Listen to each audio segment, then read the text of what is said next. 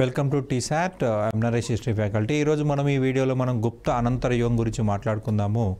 గుప్తుల పతనం తర్వాత బలమైన రాజ్యాలు అనేవి ఏర్పడలేదు. ఈ యొక్క ప్రాంతంలో అనేక చిన్న చిన్న రాజ్యాలు ఏర్పడ్డాయి. అందుకే దీన్ని గుప్త అనంతర యుగం అంటున్నాం. ఇందులో ప్రధానమైన రాజ్యం వచ్చేసి పుష్యభూతి వంశము.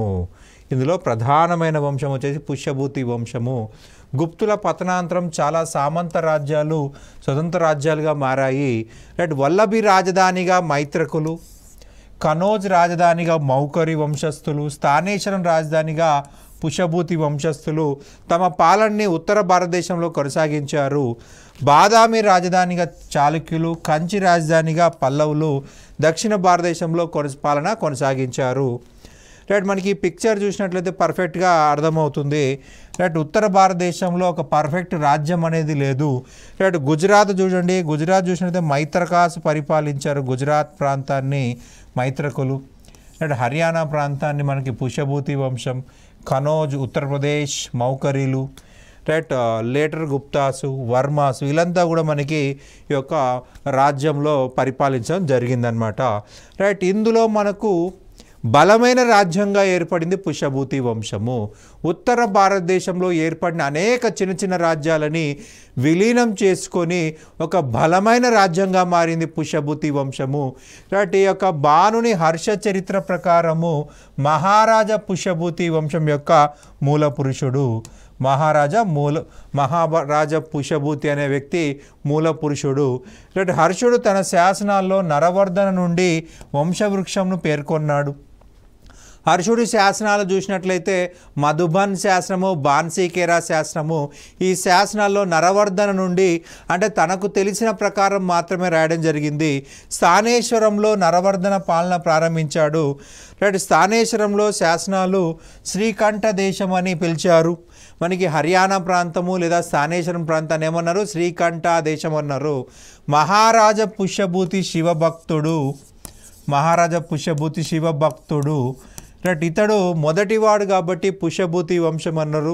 అయితే చాలా కాలం పాటు ఈ పుష్యభూతి వంశాన్ని వర్ధన వంశం అని కూడా పిలవడం జరిగింది. వర్ధన అనే పేరు ఎందుకు వచ్చిందయ్యా అంటే అనేక మంది రాజుల యొక్క పేరు చివరిలో వర్ధన ఉంది. నరవర్ధన, ఆదిత్యవర్ధన, ప్రభాకరవర్ధన, రాజ్యవర్ధన, హర్షవర్ధన. సో అందుకే వర్ధన రాజ్యం అన్నారు. కానీ మహారాజా పుష్యభూతితో స్టార్ట్ అయింది కాబట్టి పుష్యభూతి వంశం అనేటువంటి పేరు ఇవ్వడం జరిగింది. ఈ మహారాజా పుష్యభూతి స్థానేశ్వరం కేంద్రంగా పరిపాలన స్టార్ట్ చేశాడు. మహారాజా పుష్యభూతి శివభక్తుడిగా గుర్తుపెట్టుకోవాల్సి ఉంటుంది. నరవర్ధన తర్వాత నరవర్ధనుడి మనవడు ఆదిత్యవర్ధనుడు. ఈ ఆదిత్యవర్ధనుడు దామోదర గుప్తుని యొక్క కుమార్తె అయిన మహాసేన గుప్తని వివాహం చేసుకున్నాడు. ఈ వంశంలో మొదటి గొప్ప రాజు ప్రభాకరవర్ధనుడు. ఈయన మహారాజాదిరాజా పరమ భట్టారిక అనే బిరుదులని ధరించడం జరిగింది. ఈయనకు రాజ్యశ్రీ అనే కుమార్తె, రాజ్యవర్ధన మరియు హర్షవర్ధన అనే కుమారులు కలలు. కుమార్తె రాజ్యశ్రీని మౌకరి వంశం చెందినటువంటి గృహవర్మకి ఇచ్చి వివాహం చేయడం జరిగింది. మనకి గుప్తుల పతనం తర్వాత కూడా భారతదేశం పైన హూనులు నిరంతరం దాడులు చేయడం జరిగింది. ప్రభాకరవర్ధనుడు మాల్వాకి చెందినటువంటి యశోధర్మన్ అనే వ్యక్తి సహాయంతో ఒక బలమైన సైన్యాన్ని ఏర్పాటు చేశాడు. ఆ బలమైన సైన్యం సహాయంతో ప్రభాకరవర్ధనుడు, యశోధర్మన్ ఇద్దరూ కూడా హూనులపై దాడి చేసి హూనుల దండయాత్ర భారతదేశానికి భవిష్యత్తులో ఉండకుండా చేయడం జరిగింది. సో హూనులని జింకల్లాగా వేటాడాడు. సో అతనికి ఉన్న బిరుదు వచ్చేసి హూన హరిణ కేసరి. ప్రభాకరవర్ధన బిరుదు వచ్చేసి హూన హరిణ కేసరి అనమాట. హూన హరిణ కేసరి అనగా హూనులనే జింకలను సింహంలాగా వేటాడినవాడు అని అర్థం. హూనులనే జింకలకు సింహం వంటివాడు అని అర్థము. ప్రభాకరవర్ధనుడు మరణించడం వల్ల అతని భార్య యశోమతి సతీ సహగమనము చేసి మరణించింది. సో మనకి ఒక ఎగ్జామ్లో ఏమడిగారు అంటే మన ప్రాచీన కాలం చివరి భాగంలో సతీ సహగమన వ్యవస్థ ఉంది అని అన్నాడు. రైట్ అసెషన్ రీజనింగ్లో అడిగాడు. మనకి ఈ పాయింట్ తెలియకపోయి ఉంటే మనకు సతీసాగరం వ్యవస్థ ఉంది లేదని దానిపైన అవగాహన ఉండదు. రైట్ ప్రభాకర వర్ధనుడు చనిపోవడం వల్ల అతని భార్య యశోమతి రైట్ సతీసాగమనం చేసి మరణించింది. అంటే ఆ కాలంలో సతీసాగమనం అమల్లో ఉంది. హర్షవర్ధన్ కాలంలో సతీసాగమనం అమల్లో ఉంది. ప్రభాకర వర్ధన మరణం తర్వాత రాజ్యవర్ధనుడు రాజు కావడం జరిగింది. రాజ్యవర్ధనుడు పెద్ద కుమారుడు. సో పెద్ద కుమారుడు రాజు కావడం జరిగింది. మాల్వా యొక్క రాజు దేవగుప్తుడు గౌడ శశాంకునితో కలిసి, మనకి గౌడ అంటే బెంగాల్ అండి. ఆ కాలంలో గౌడ దేశము అంటే బెంగాల్ దేశము. బెంగాల్ అనే పదం వాడేటప్పుడు గౌడ దేశం అన్నారు. ఈ గౌడ శశాంకుడు మాల్వా దేవగుప్తుడు ఇద్దరు కూడా కనోజ్ పైన దాడి చేశారు. గృహవర్మను చంపివేయడం జరిగింది. గృహవర్మను చంపివేయడం జరిగింది, వధించడం జరిగింది. రాజ్యశ్రీని బందీగా తీసుకువెళ్ళడం జరిగింది. మనకి ఎందుకు దాడి చేశారు అంటే కనోజ్ కోసం దాడి చేయడం జరిగింది. కనోజ్ కోసం దాడి చేయడం జరిగింది. కనోజ్ భారతదేశం యొక్క రాజధానిగా పిలువబడింది. భారతదేశం యొక్క రాజధాని స్టెప్ బై స్టెప్ మారుతూ వచ్చింది. మనకు మౌర్యుల కాలం నుంచి గుప్తుల కాలం వరకు ఎవరి అధీనంలో పాటలీపుత్రం ఉంటే అది వాళ్ళని చక్రవర్తులని పిలిచేవాళ్ళు. రైట్ మనకి హర్షవర్ధన కాలం నాటికి రాజధాని కనోజ్కి మారింది. సో కనోజ్ ఎవరి అధీనంలో ఉంటే వాళ్ళే భారతదేశానికి చక్రవర్తిగా ప్రకటించబడతారు.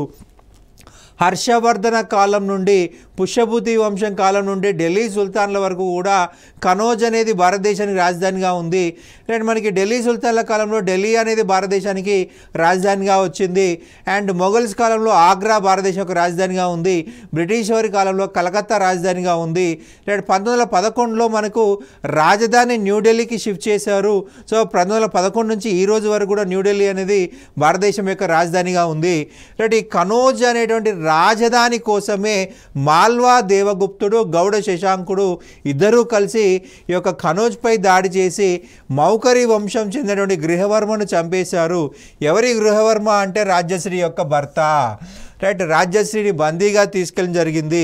రాజ్యవర్ధనుడు దేవగుప్తునిపై దండెత్తి ఓడించాడు, కానీ గౌడ శశాంకుడి కుట్రలో మరణించడం జరిగింది. గౌడ శశాంకుడి కుట్రలో చనిపోయాడు. ఇలాంటి పరిస్థితుల్లో హర్షవర్ధనుడు స్థానేశ్వర్కి పాలకుడు కావడం జరిగింది. జస్ట్ 16 సంవత్సరాల వయసులో హర్షుడు రాజు అయ్యాడు.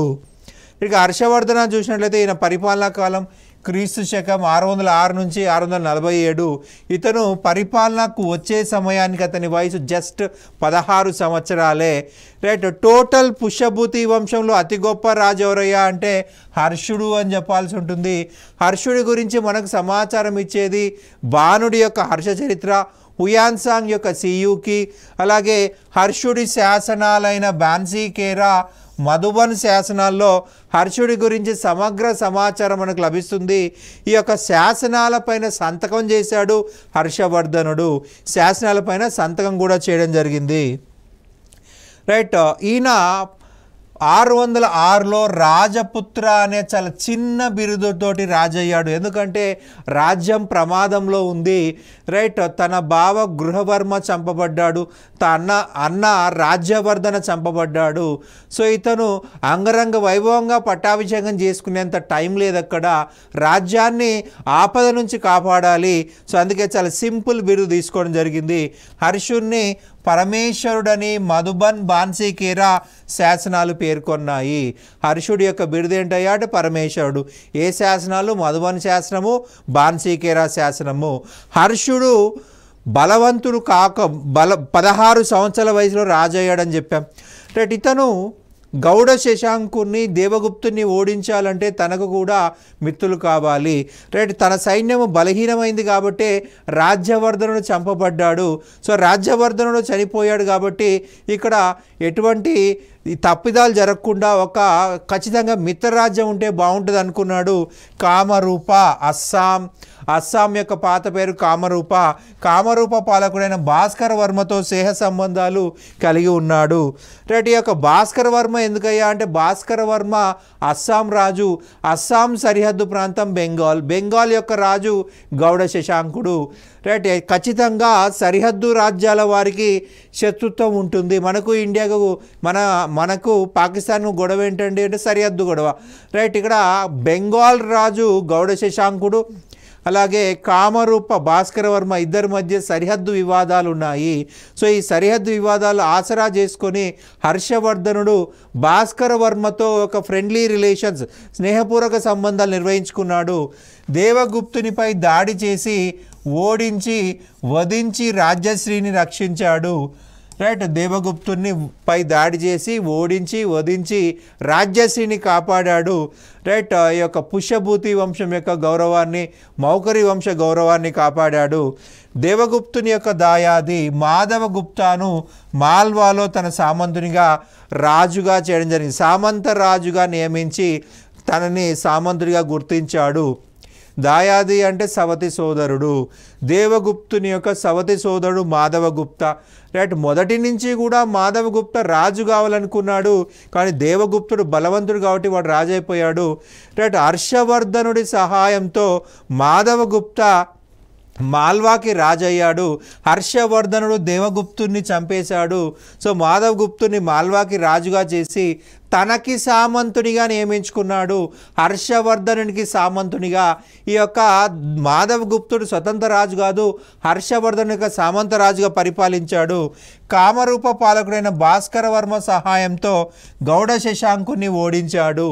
మనకి గౌడ శశాంకుడు పరిపాలించేది బెంగాల్, రైట్. భాస్కరవర్మ పరిపాలించేది అస్సాం పక్కనే ఉన్న రాజ్యం బెంగాల్.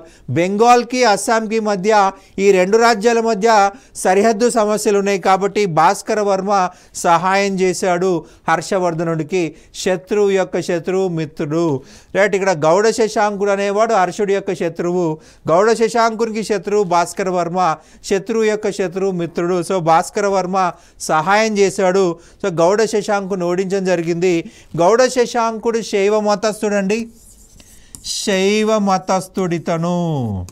గౌడ శశాంకుడు శైవ మతస్థుడు, రైట్. ఇతను పరమత సహనం లేని రాజు. గౌతమ బుద్ధుడికి గయలో జ్ఞానోదయం అయిందని చెప్పుకున్నాము, గయలో రావి చెట్టుకి కింద జ్ఞానోదయం అని చెప్పుకున్నాము, రైట్. మనకి మౌర్యుల యొక్క చరిత్రలో అశోకుడి గురించి చెప్పుకున్నాము. తిస్సరక్షిత, ఈ తిస్సరక్షిత అనే ఆమె శైవ మతసురాలు. ఆమెకి బుద్ధుడు అంటే ఇష్టం లేదు. బుద్ధుడికి ఏ రావి చెట్టు కింద అయితే జ్ఞానోదయం అయిందో ఆ రావి చెట్టుకి విషపు గోళ్ళతో విషం ఎక్కించింది అని చెప్పేసి మనము ఆల్రెడీ మౌర్యులు చెప్పుకున్నాము. అయితే ఆమె చనిపోయిన తర్వాత విష ప్రభావం తగ్గిన తర్వాత ఆ చెట్టు మళ్ళీ మొలిసింది, ఆ చనిపోయిన చెట్టు మళ్ళీ మొలిసింది విష ప్రభావం తగ్గిన తర్వాత. అయితే ఈ గౌడ శశాంకుడు అనేవాడు, రైట్, మళ్ళీ విషం ఎక్కిస్తే అది మళ్ళీ మొలుస్తుందనే ఉద్దేశంతో టోటల్ వేలతో సహా తీసి బయటేశాడు, మళ్ళీ మొలవకుండా. అంత ద్వేషము బౌద్ధ మతం అంటే ఈ యొక్క గౌడ శశాంకుడికి, రైట్. ఇతడు శైవ మతస్థుడు, శివుణ్ణి మాత్రమే పూజించాడు, రైట్. బుద్ధుణ్ణి వ్యతిరేకించాడు. ఇక రాజ్యశ్రీ కోరికపై హర్షవర్ధనుడు కనోజ్కు రాజధాని మార్చి స్థానేశ్వరం రాజ్యమును కనోజ్లో విలీనం చేసి శీలాదిత్య అనే బిరుదును స్వీకరించాడు, రైట్. మనకి 612 ఏడీలో హర్షవర్ధనుడు కనోజ్ని రాజధానిగా చేసుకోవడం జరిగింది, కనోజ్ని రాజధానిగా చేసుకున్నాడు, రైట్. మనకి 612 ఏడీలో రాజ్యశ్రీ కోరిక మేరకు కనోజ్కి రాజధాని మార్చాడు. స్థానేశ్వరం రాజ్యాన్ని, కనోజ్ రాజ్యాన్ని రెండింటిని విలీనం చేసి కనోజ్ కేంద్రంగా పరిపాలన స్టార్ట్ చేశాడు, రైట్. తను తీసుకున్న మరి ఒక బిరుదు వచ్చేసి శీలాదిత్య, సూర్యుడి వంటి క్యారెక్టర్ కలిగిన వాడు అని అర్థము.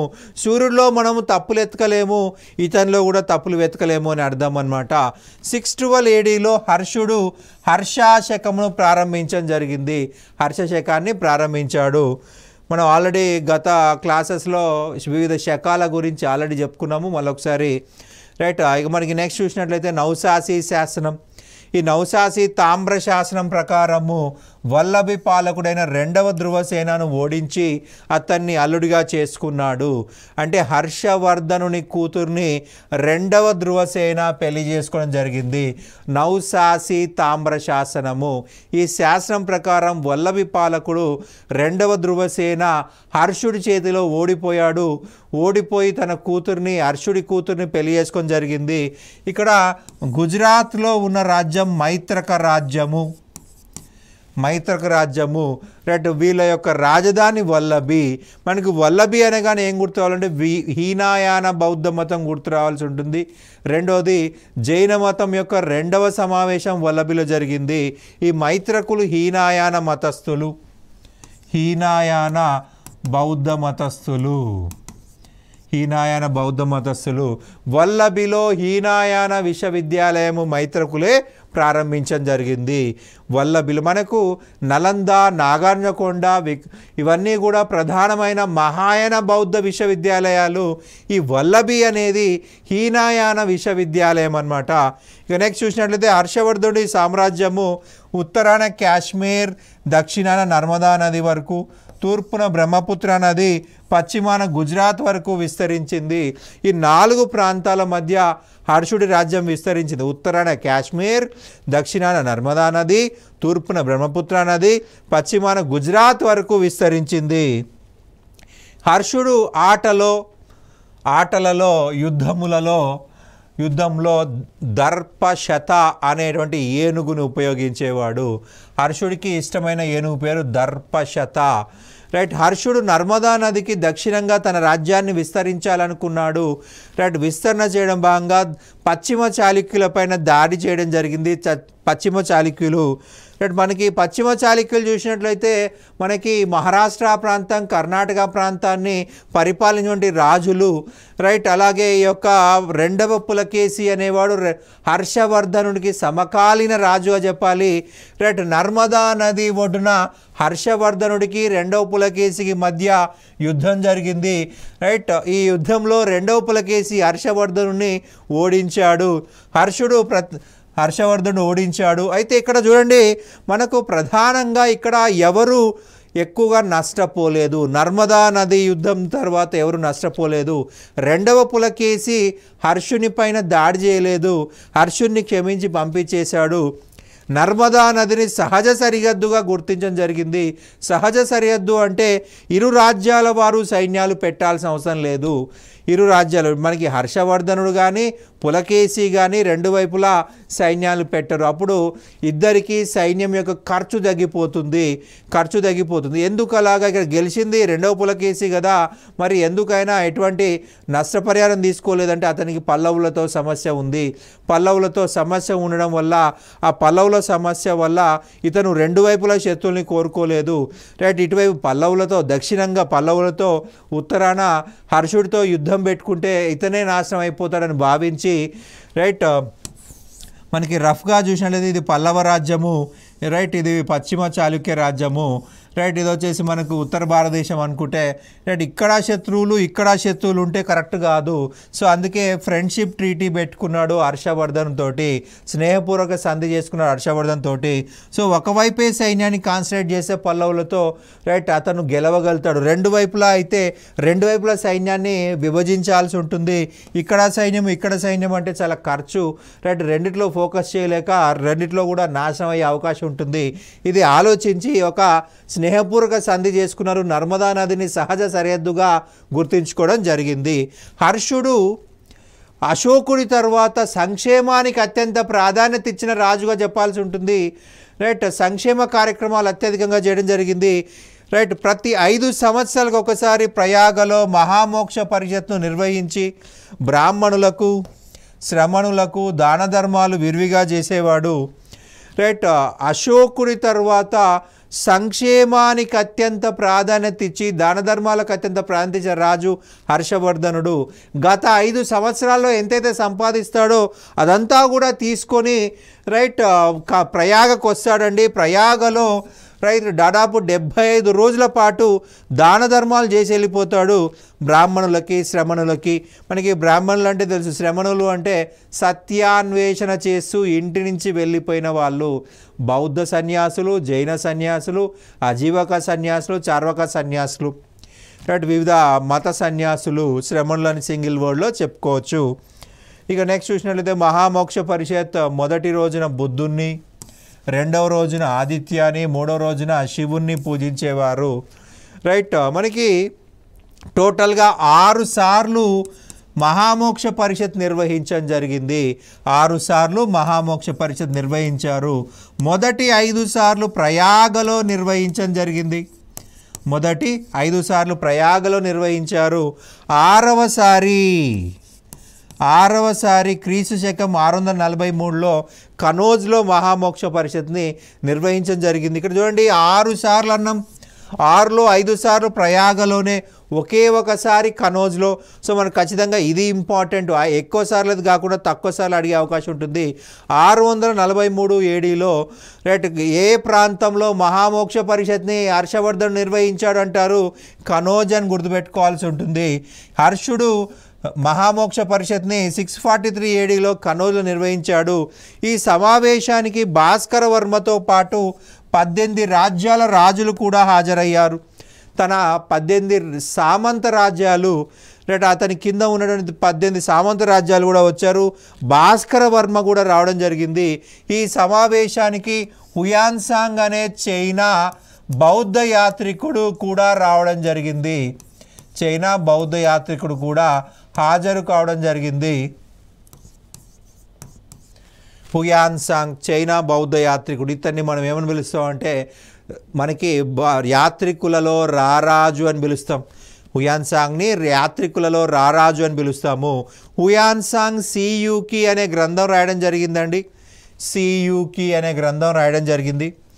రైట్ మనకి ఈ యొక్క హుయాన్సాంగ్ అనే వ్యక్తి ఇక్కడ జరిగినటువంటి చర్చల్లో విజయం సాధించాడు. ఇతను బ్రాహ్మణులని, జైనులని, రైట్ అజీవకులని, చార్వకులని అందరినీ కూడా తన యొక్క టాలెంట్ తోటి ఓడించడం జరిగింది, తన ప్రతిభతోటి ఓడించడం జరిగింది. సో హర్షవర్ధనుడు హుయాన్సాంగ్కి బంగారు నాణ్యాలతోటి అభిషేకం చేశాడు. రైట్ బంగారు నాణ్యాలతోటి అభిషేకం చేయడం జరిగింది. రైట్ సియూకి గ్రంథంలో అత్యధిక సమాచారం హర్షవర్ధన గురించే రాశాడు హుయాన్సాంగ్. ఇక నెక్స్ట్ చూసినట్లయితే బాణుడు అన్న ఒకడే. బాణుడు హర్షుడి యొక్క ఆస్థాన కవి. సో హర్షుడి యొక్క జీవిత చరిత్రను హర్ష చరిత్ర పేరుతో రాయడం జరిగింది. రైట్ అలాగే కాదంబరి, చండీ శతకం అనే గ్రంథాలు రాయడం జరిగింది. రైట్ మరి ఒక గ్రంథం వచ్చేసి పార్వతీ కళ్యాణము. బాణుడు హర్ష చరిత్ర, కాదంబరి, పార్వతీ కళ్యాణం మరియు చండీ శతకంను రాయడం జరిగింది. రైట్ సొద్దాల మరి ఒక కవి, ఇతను హర్షుడి యొక్క ఆస్థానంలో ఉన్నాడు. ఉదయ సుందరి కథ అనేటువంటి గ్రంథం రాయడం జరిగింది. సొద్దాల ఉదయ సుందరి కథ.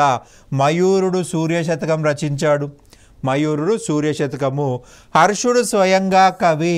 హర్షుడు నాగానందం, ప్రియదర్శిని, రత్నావళి అనే గ్రంథాలు రాయడం జరిగింది. ఇవి నాటకాలండి. నాటకాల విధంగా రాశాడు. రైట్ మనకి ప్రియదర్శిని చూసినట్లయితే ఇందులో గర్భనాటక శైలిని ఉపయోగించడం జరిగింది. గర్భనాటక శైలిని ఉపయోగించాడు హర్షుడు. ఒక నాటకం లోపల మరి ఒక నాటకం ఉంటే దాన్ని గర్భనాటకం అంటాం. ప్రియదర్శిని అనేది గర్భనాటక శైలిలో రాయబడిందిగా గుర్తుపెట్టుకోవాల్సి ఉంటుంది. రైట్ ఈ యొక్క గ్రంథాలని చైనా, జపాన్, కొరియా బౌద్ధ ఆశ్రమాల్లో ఇంకా కూడా చాలా పాపులర్ అని గుర్తుపెట్టుకోవాల్సి ఉంటుంది. అక్కడ కూడా ఈ యొక్క నాటకాలని చాలా చక్కగా ప్రదర్శనలో ఇవ్వడం జరిగిందనమాట. రైట్ ఏదైనా బౌద్ధ పండుగలు వచ్చినప్పుడు ఈ యొక్క ప్రియదర్శిని, రత్నావళి, నాగానందం నాటకాలు అక్కడ ప్లే చేసేవాళ్ళు. ప్రియదర్శిని చాలా ఫేమస్ అన్నమాట. శీలభద్ర గురించి చూసినట్లయితే హర్షుడి కాలంలో నలంద విశ్వవిద్యాలయం యొక్క ప్రధాన ఆచార్యుడు. హర్షుడు నలంద విశ్వవిద్యాలయానికి 100 గ్రామాలు దానం చేసినట్లుగా మనకి హుయాన్సాంగ్ చెప్పడం జరిగింది. హుయాన్సాంగ్ ప్రకారం హర్షుడు నలంద విశ్వవిద్యాలయానికి 100 గ్రామాలు దానం చేశాడు. నలంద విశ్వవిద్యాలయంలో రైట్. ఎవరైనా చదువుకోవాలనుకుంటే ముందు వాళ్ళు నలందకు యూనివర్సిటీకి రావాల్సి ఉంటుంది. గేట్ దగ్గర ఒక గేట్ కీపర్ ఉంటాడు. ఆ గేట్ కీపర్ అడిగిన క్వశ్చన్స్కి ఆన్సర్ చెప్పిన వాళ్ళు లోపలికి వెళ్ళి చదువుకోవచ్చు, మిగతా వాళ్ళు బయటికి వెళ్ళిపోవచ్చు. అలా రోజుకు 10 మంది వస్తున్నారు. రైట్. ఆ 10 మందిలో 2 మాత్రమే ఆన్సర్ చెప్పగలుగుతున్నారు. సో 2 లోపలికి వెళ్ళి చదువుకునే వాళ్ళు, మిగతా 8 మంది వెనక్కి వెళ్ళిపోయే వాళ్ళు. రైట్. ఒక గేట్ కీపర్ అడిగిన క్వశ్చన్స్కి ఆన్సర్ చెప్పగలిగితేనే అతను లోపలికి వెళ్ళే అవకాశం ఉంటుంది. రైట్. ఎంట్రన్స్ టెస్ట్, సింపుల్గా మనకి భాషలో ఎంట్రన్స్ టెస్ట్ అని చెప్పాల్సి ఉంటుంది. రైట్. మనకి ఇందులో 3 పెద్ద లైబ్రరీలు ఉన్నాయి. రైట్. రత్నోదరి, రత్నరంజక, రైట్, మనకి ముఖ్యమైన లైబ్రరీస్గా చెప్పాల్సి ఉంటుంది. హుయాన్సాంగ్ ఇక్కడ చదువుకున్నట్టుగా రాయడం జరిగింది, ఇక్కడ చదువుకోవడం జరిగింది. రైట్. మనకి ఇంకా పాలన విషయంకి వచ్చినట్లయితే గుప్తుల పాలన విధానం కొద్దిపాటి మార్పులతో అనుసరించారు. రాజుకు సలహా ఇచ్చుటకు మంత్రి పరిషత్ ఉండేది, మంత్రి పరిషత్ అనేది ఉండేది. రైట్. మహాసంధి విగ్రహక, మహాబలాధికృత, సేనాపతి, రాజస్థానీయ, అక్షపటలిక మొదలగు ఉద్యోగస్తులు రాజుకు సహాయంగా ఉండేవారు. పటిష్టమైన ఉద్యోగ సామ్యం ఉన్నట్లు మధుబన్ మరియు బాన్సీకేరా శాసనాల ద్వారా తెలుస్తుంది. రైట్. భుక్తి, విషయం, పథకం, గ్రామం అనే విభాగాలు ఉండేవి, మనకి భుక్తి రాష్ట్రము, రాష్ట్రం కింద విషయము, విషయం కింద పథకము, పథకం కింద గ్రామము. మనకి ఇప్పుడు ఎలాగైతే రాష్ట్రము, జిల్లా, మండలము, గ్రామం అంటున్నామో ఆ టైంలో భుక్తి, విషయము, పథకము, గ్రామం అనేవాళ్ళు. 1/6 వంతు భూమి శిస్తు వసూలు చేశారు. పండిన పంటలో 1/6 వంతు భూమి శిస్తుని వసూలు చేశారు. బాగా, హిరణ్య, తుల్య, మేత అనే మొదలగు పన్నులు విధించేవారు. ప్రజలు పవిత్రత, నైతికత కలిగి ఉన్నారని చెప్పేసి హుయాన్సాంగ్ పేర్కొనడం జరిగింది. తీవ్రమైన నేరాలకు అంగవిచ్ఛేదన, దేశ బహిష్కరణ శిక్ష ఉండేది అని చెప్పడం జరిగింది. అధికారులకు ధాన్యము, భూముల రూపంలో జీతాలు, సైనికులకు నగదు రూపంలో జీతాలు చెల్లించేవారు. అధికారులకు ధాన్యము, భూముల రూపంలో జీతాలు ఇచ్చేవారు, సైనికులకి నగదు రూపంలో జీతాలు ఇచ్చేవారు. రైట్. మనకి ఇక హర్షవర్ధనుడు, మనకి చివరిగా చూసినట్లయితే హర్షవర్ధనుడు సంబంధించి, ఈ హర్షవర్ధనుడు చైనాతో మంచి సంబంధాలు కలిగి ఉన్నాడండి. చైనా రాజు తైత్సంగ్, చైనా రాజు తైత్సంగ్తో మంచి సంబంధాలు కలిగి ఉన్నాడు. రైట్. చైనా రాజు కూడా బౌద్ధ మతాన్ని ఆదరించడం జరిగింది. ఈ చైనా రాజు వచ్చేసి రైట్ మనకు వాంగ్ హుయాన్సే అనే వ్యక్తిని భారతదేశానికి రాయబారిగా పంపించడం జరిగింది. వాంగ్ హుయాన్సే. రైట్. ఇతను 647 ఏడీలో భారతదేశానికి వచ్చాడు. కానీ దురదృష్టవశాత్తు అప్పటికే హర్షవర్ధనుడు మరణించడం జరిగింది. రైట్. హర్షవర్ధనుడికి పుత్ర సంతానం లేని కారణంగా అరుణాశ్వ అనే వ్యక్తి అధికారాన్ని ఆక్రమించుకున్నాడు. వాంగ్ హుయాన్సే బౌద్ధ మతస్థుడు, అరుణాశ్వ శైవ మతస్థుడు. రైట్. అరుణాశ్వ శైవ మతస్థుడు ఈ వాంగ్ హుయాన్సేని వేధించడం జరిగింది. వాంగ్ హుయాన్సే ఇండియా నుంచి పారిపోయి చైనా చక్రవర్తి మరియు భాస్కర వర్మ వీళ్ళిద్దరి సహాయంతో అరుణాశ్వను చంపేసి వాంగ్ హుయాన్సే ఈ యొక్క భాస్కర వర్మ సహాయంతో, చైనా చక్రవర్తి సహాయంతో అరుణాశ్వను చంపేసి రైట్ ఈ యొక్క రాజ్యాన్ని స్వేచ్ఛ కల్పించడం జరిగింది. రైట్. మనకి వాంగ్ హుయాన్సే మనకి ఇక్కడ ప్రధానంగా చూసినట్లయితే మనకి 4 ముఖ్యమైన బౌద్ధ యాత్రికులు ఉన్నారు. పాహియాన్ రైట్ 399లో ఇండియాకు వచ్చాడు. 414 ఏడీలో ఇండియా నుంచి వెళ్ళిపోవడం జరిగింది. పాహియాన్ 399 నుంచి 414. నెక్స్ట్ హుయాన్సాంగ్. ఈ హుయాన్సాంగ్ చూసినట్లయితే 630లో గాంధారా, దాన్నే మనం ఇప్పుడు ఆఫ్ఘనిస్తాన్ అంటున్నాం, గాంధారాలో ఎంటర్ అయ్యాడు. 644లో కంచి మీదుగా ఇతను చైనాకి బయలుదేరడం జరిగింది.